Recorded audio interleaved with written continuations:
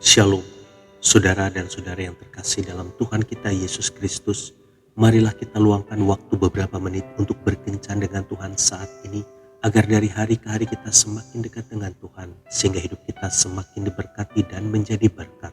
Bacaan dari surat Rasul Paulus kepada jemaat di Roma, bab 8 ayat 28. Kita tahu sekarang bahwa Allah turut bekerja dalam segala sesuatu untuk mendatangkan kebaikan bagi mereka yang mengasihi Dia, yaitu bagi mereka yang terpanggil sesuai dengan rencana Allah. Demikianlah sabda Tuhan, syukur kepada Allah.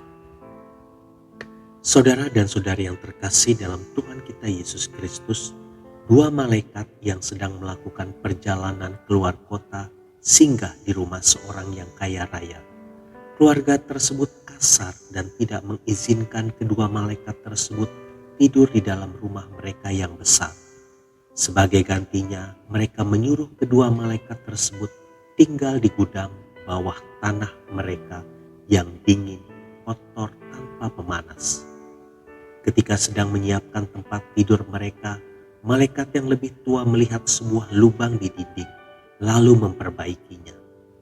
Ketika malaikat yang lebih muda bertanya, malaikat yang tua itu menjawab, "Tidak semua hal itu sebagaimana tampaknya." Malam berikutnya, kedua malaikat tersebut menginap di sebuah keluarga petani yang miskin tetapi sangat ramah. Setelah berbagi makanan yang serba sedikit, pasangan petani tersebut mempersilahkan kedua malaikat tersebut tidur di tempat tidur mereka, sedangkan mereka sendiri tidur di lantai. Ketika matahari muncul di ufuk timur keesokan paginya, mereka menemukan pasangan petani tersebut sedang menangis sedih. Ternyata sapi yang merupakan satu-satunya sumber penghidupan mereka yang memberikan susu setiap pagi tergeletak mati. Malaikat muda menjadi marah pada malaikat tua. "Mengapa engkau tega melakukan semua ini kepada mereka? Mengapa engkau membiarkan semua ini terjadi? Kemarin kita mendapat kesempatan untuk menginap di rumah orang kaya raya itu. Kita dibiarkan tidur di gudang yang kotor dan dingin. Tetapi kau masih membantu mereka memperbaiki dinding yang bolong. Malam ini kita menginap di rumah petani miskin yang begitu ramah dan mau berbagi, tetapi apa yang kau lakukan? Kau biarkan sapi yang satu-satunya sumber hidup mereka mati. Maumu apa sih?" Malaikat tua menjawab dengan singkat, "Tidak semua hal itu sebagaimana tampaknya."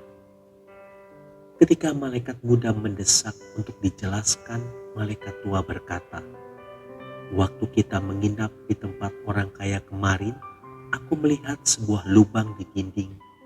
Di dalamnya ada kepingan emas. Tetapi karena orang kaya tersebut sangat tamak, tidak mau berbagi, dan tidak bisa ramah kepada orang lain, maka dinding tersebut kututup, biar mereka tidak tahu dan tidak dapat mengambil emas tersebut.